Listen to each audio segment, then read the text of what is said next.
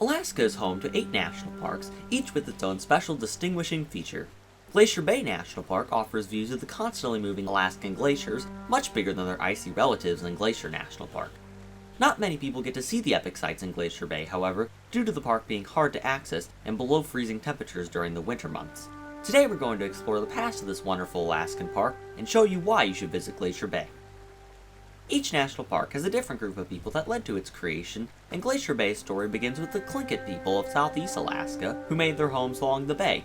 The Tlingit inhabited the area until around the year 1700, when moving glaciers occupied their ancestral home, forcing them to relocate. Many years after the native people had gone, explorers would arrive in Glacier Bay and chart the area for future use. The first of these explorers would be Russian fur hunters who began to access the area that is now the park during the mid-16th century, when the glaciers began to retreat, allowing for people to explore the area. In fact, by the time Captain George Vancouver explored the Alaskan coast, the massive glaciers had retreated 5 miles into the present-day bay.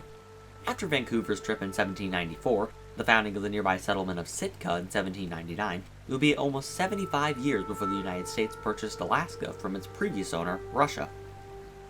About a decade after the acquisition of Alaska, conservationist John Muir, famous for the development of another national park, Yosemite, took a trip to Glacier Bay.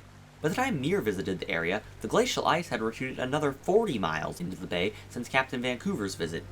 Muir would return several times to the bay, even getting a glacier named after him. It would not be until 1880, however, when Captain Lester Beardsley would officially refer to the area as Glacier Bay, giving it the title we know today. But it would be another 40 years before a man by the name of William Cooper suggested that the area be declared a national monument.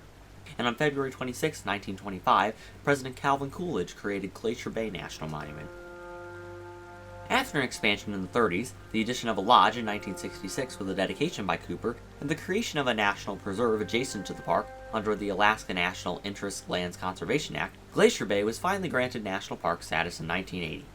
There are a lot of sights to see in Glacier Bay, and it is especially evident before you even approach the park. The only way to reach Glacier Bay is via boat or plane, which will drop you off in the small town of Gustavus. From there, visitors must travel along a 10-mile road, which offers glimpses of the scenery in the park before arriving at the previously mentioned Glacier Bay Lodge, whose second floor doubles as the park's visitor center. Surrounding the lodge are many cabins which visitors can stay overnight in, as well as a few short trails along the east side of the bay. However, to access the main features of the park, visitors must hop aboard a tour boat that travels 150 miles around the bay to view wildlife such as humpback whales, mountain goats, and black bears, as well as watching the famous glaciers release icebergs into the bay in a process called calving. Although it is hard to get to, Glacier Bay is still one of Alaska's most popular parks, receiving over 500,000 visitors in 2016.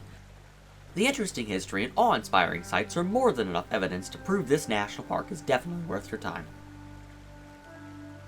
Thank you for watching. If you'd like to learn more about America's national parks, feel free to subscribe, and we'll see you next time.